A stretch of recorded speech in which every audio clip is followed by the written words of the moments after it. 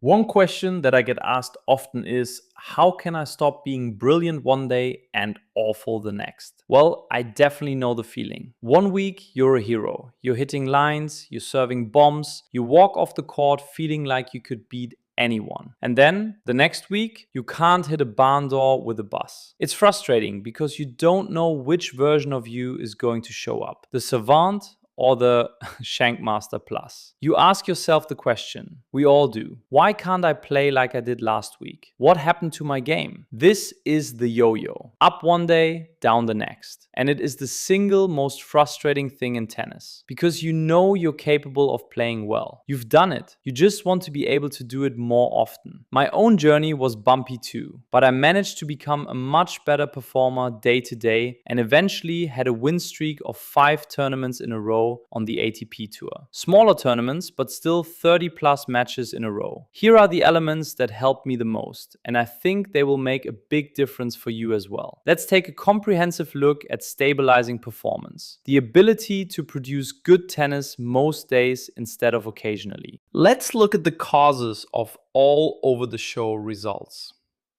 I think you can probably break it down into 3 simple categories. Number 1 is unreliable technique. Number 2 is very different decision making from one match to the next. This can lead to tactics that are very different from day to day. Number 3 is emotions that are not doing their job properly. Nerves, doubt, hesitation, overconfidence, etc., are all emotions that can change what you decide to do and when you do it.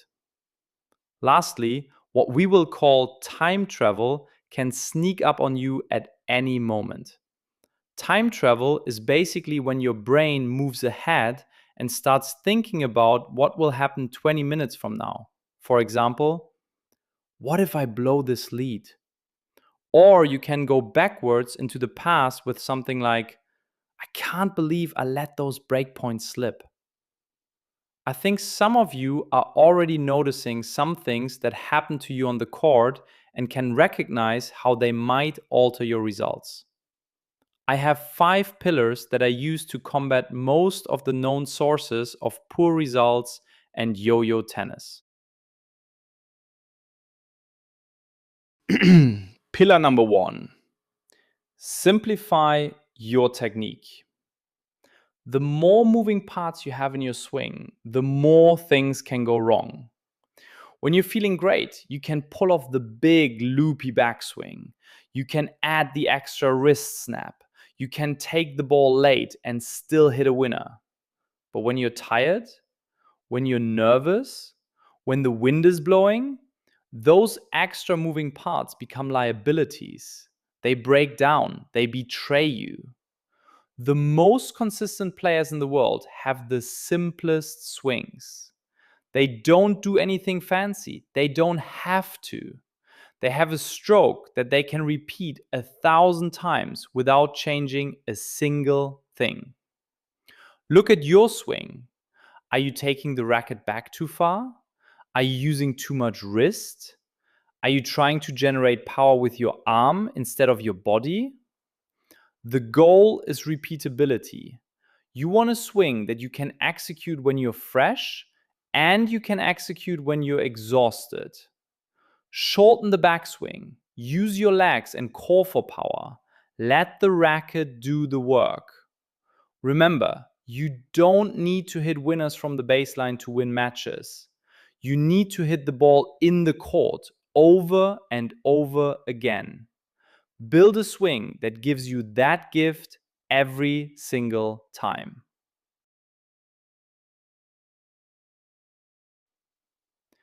Pillar 2: build unshakable routines.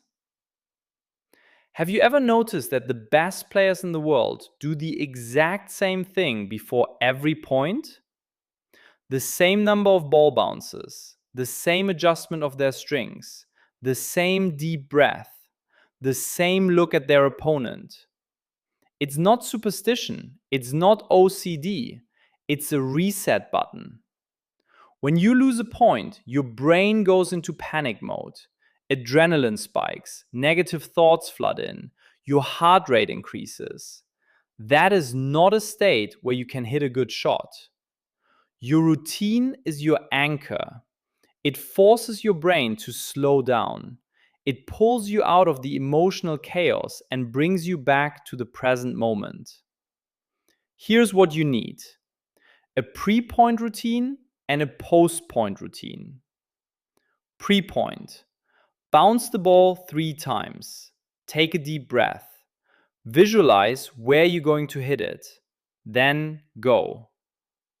Post-point: win or lose, do the same thing. Turn around, walk back to the baseline, take your deep breath, reset your mind. The point is over. You can't change it. You can only control the next one. The yo-yo happens because you let the previous point affect the next point. You win a point, you get too excited. You lose a point, you get too angry. The routine kills the emotion. It gives you neutrality. And neutrality is where consistency lives. Pillar 3. Focus on what you can control. Here's the biggest mistake inconsistent players make. They are trying to win the match. They are thinking about the score.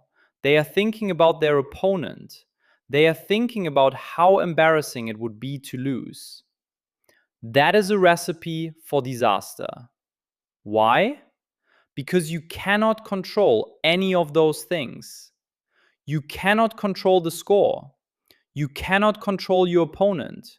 You cannot control the wind or the sun or the crowd. You cannot even control whether the ball goes in. There are exactly 3 things you can control on a tennis court: your decisions, your reactions, and effort. 1. The decision. You can control the speed and spin you put on the ball.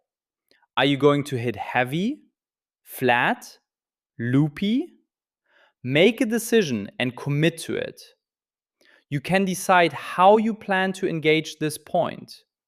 Do you want to look for a chance to attack, grind them down until they miss, pressure them into selecting a target by coming in, or force them to play from a different position by bringing them in? Choose a clear, specific plan, not somewhere deep, not to the backhand. A specific spot, a line, a corner. 2. Reactions. What are you going to do if this point does not work out? How are you going to react? Are you going to stay calm, use your breathing routines, and make sure you plan the next point? Or are you going to express your frustration, let your mind wander off, and start panicking about outcomes? Are you going to become timid and play safe? Or are you going to become reckless and go for broke? Are you going to stay tough and resilient? Or are you going to start making excuses like, I guess it's not my day, might as well go for it and let fate decide? 3. Effort.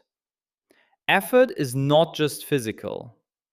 Put your effort into controlling reactions, making clear decisions, and your routines.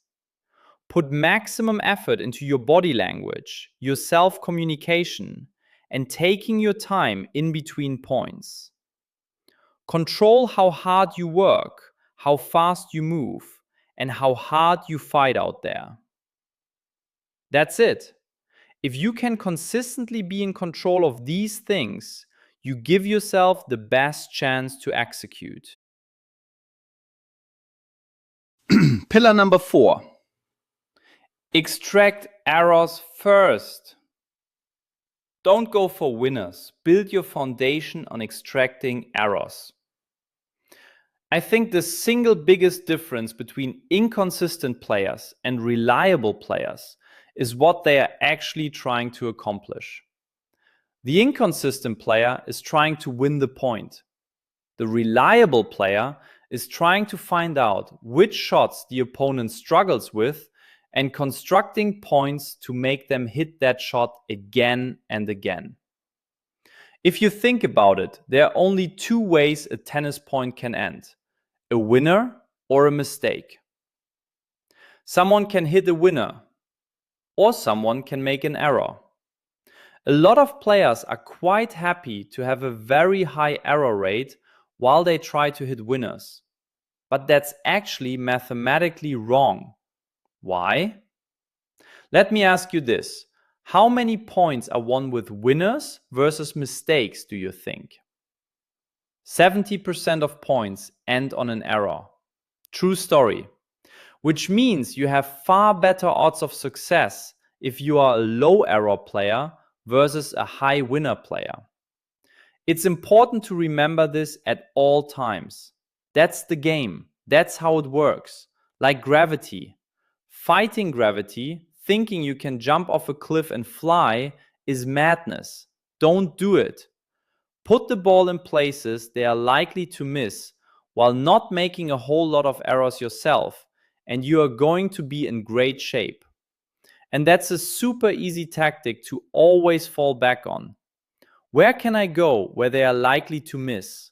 What don't they like? So, no more trying to be a hero?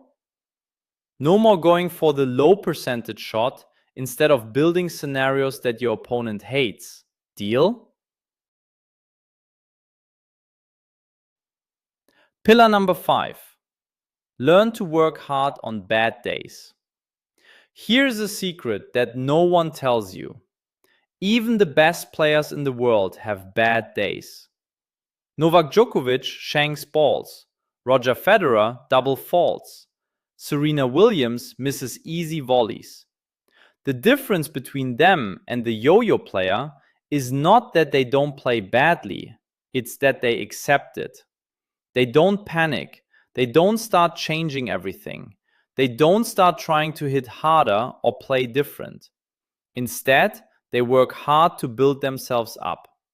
From a 3 to a 4 to a 5. Positive self-talk, footwork, staying present. They practice during the match, hit 20 balls per rally and work on timing, rhythm. They drag their level up slowly with slog, grind. The yo-yo player tries to fight it. They change their grip. They change their swing. They swing harder. They swing softer. They panic. And the panic makes everything worse. The consistent player, they embrace it. They say, okay, today is a bad day. I don't have my best stuff. So I'm going to simplify. I'm going to play safe. I'm going to give my opponent credit and make them beat me.